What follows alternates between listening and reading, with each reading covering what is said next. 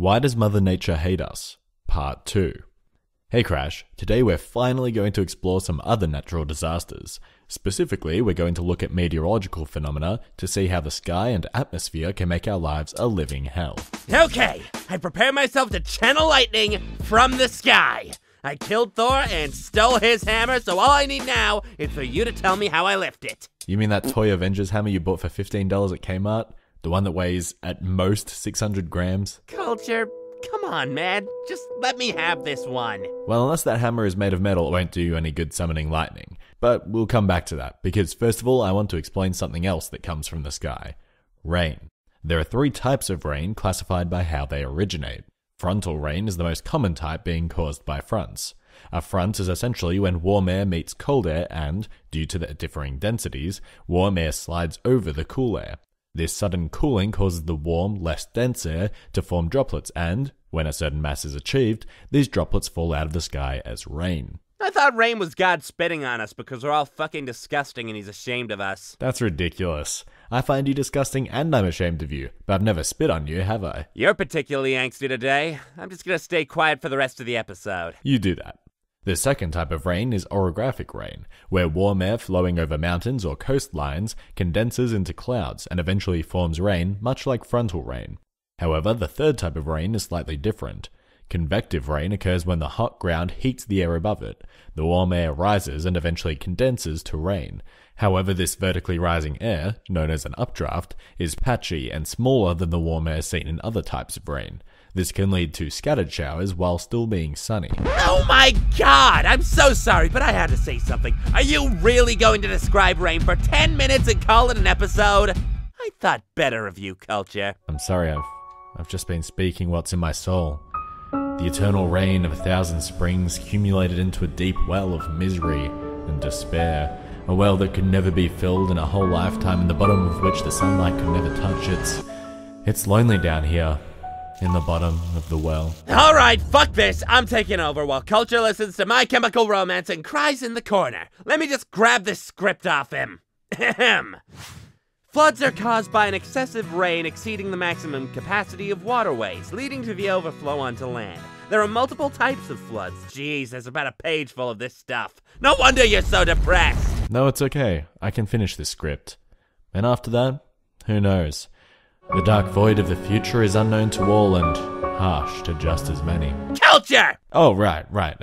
Floods can be caused by heavy rain, strong winds carrying in water from the ocean, or by destruction of dams and levees.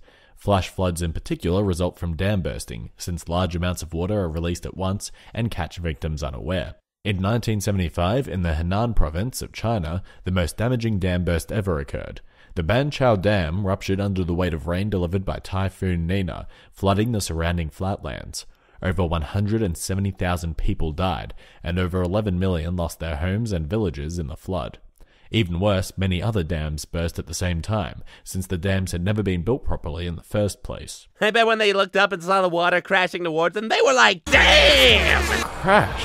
How can you be so flippant about a tragedy like this? It's easy. I sold my dignity to the devil for a perfect body. Well, he certainly screwed you on that deal, didn't he? Floods can be awful, but the exact opposite can be just as bad.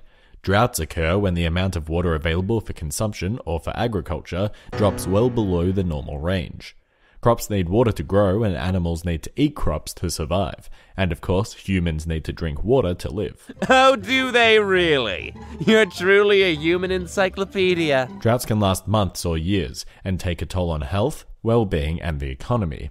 However, droughts can also damage a society in other more twisted ways. Between about 2006 and 2010, Syria faced one of the worst droughts in history. Farmers were forced to flee to the cities and abandon their cattle and crops. This resulted in great casualties, but the biggest tragedy was political. Then President Bashar al-Assad cut subsidies to those most affected, possibly sparking the country's ongoing civil war and many more deaths as a result. And even that pales in comparison to the longest drought of all. Cultured sex life. No dignity, people. No dignity. Don't even try to complain to me. So what relief is there from drought? All rain, of course, helps to provide temporary relief from the heat or dryness of a drought, but the effects fade. Soaking rains, those are rains that are persistent enough to feed into the soil, are the best outcome. But some rains can be a double-edged sword for drought sufferers. Heavy rain can overwhelm dry soil and flow off of it, collecting sediment and debris. This can eventually snowball, or dirtball as the case may be, and cause damage to properties without providing relief. But by far the most problematic solution to a drought is a thunderstorm. I disagree. The worst solution would be a giant water dispenser like the ones you put in hamster cages, and one at a time everyone has to go up and nibble to get a couple drops of water out, and then move to the back of the line. Absolute torture. Okay, point taken. Then the second worst solution is a thunderstorm. Thunderstorms form when especially warm air rises up to meet very cold air up above. This causes rain, as explained earlier, but in the highest parts of the cloud, hail and snow begin to form, being pushed upwards by updrafts, allowing their formation.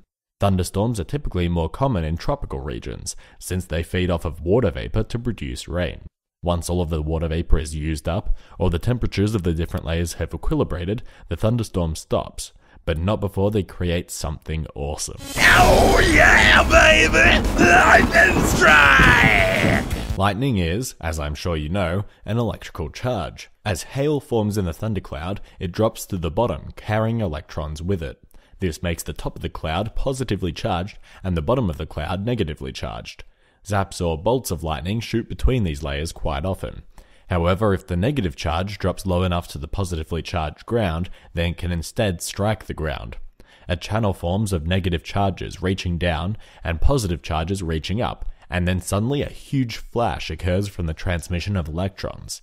This energy release heats up the surrounding air to 50,000 degrees Fahrenheit or 28,000 degrees Celsius, which is hotter than the surface of the sun. Of course, the strike is so transient that even if it hits the ground at that temperature, it may not even leave a mark. But sometimes it does leave a mark. It can light stuff on fire. It can hit people. It can electrocute water. Lightning is the shit! Yeah.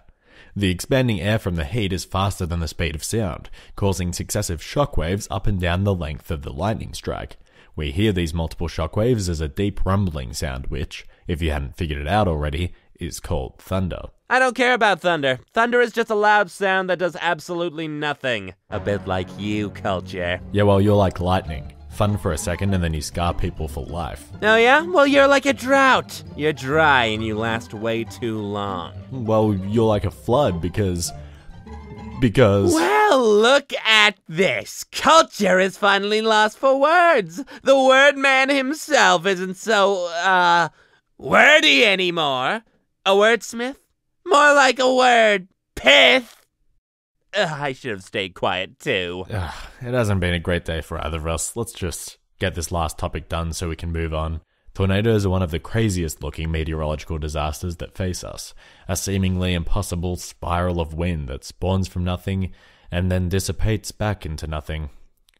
Just like us, I suppose. Culture, you're not gonna get depressed again, are you? I swear I could replace you so easily. You better pick up the attitude. Anyway, tornadoes are most common in America, Africa, and parts of Asia.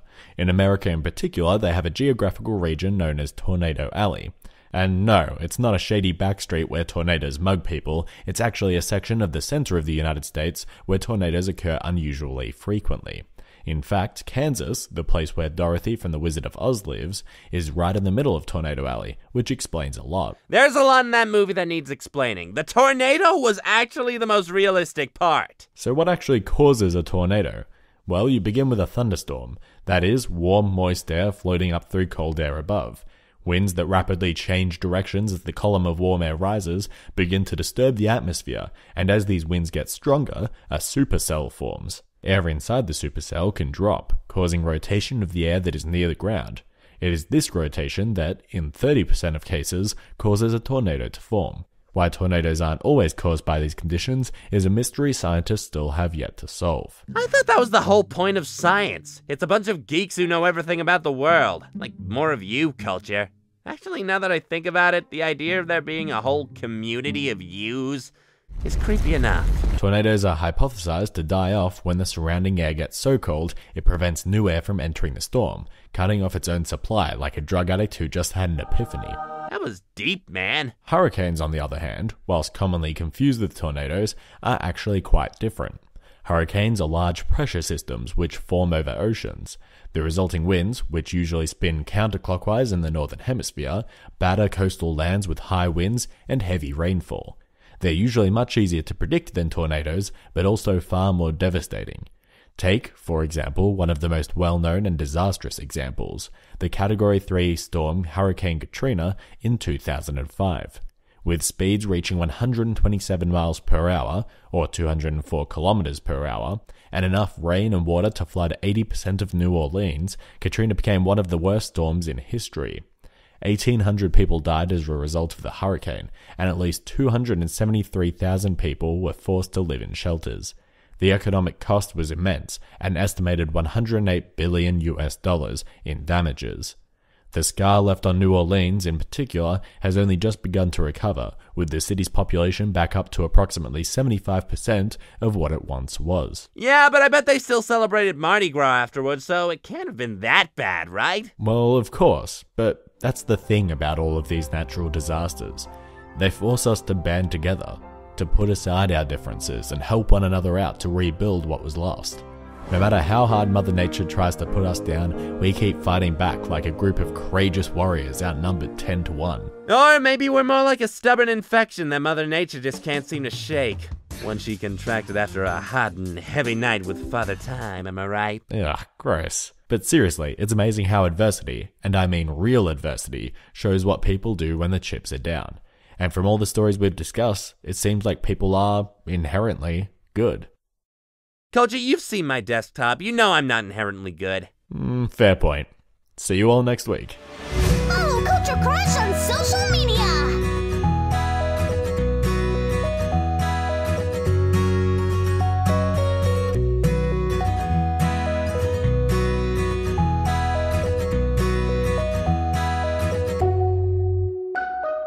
Like and subscribe for more!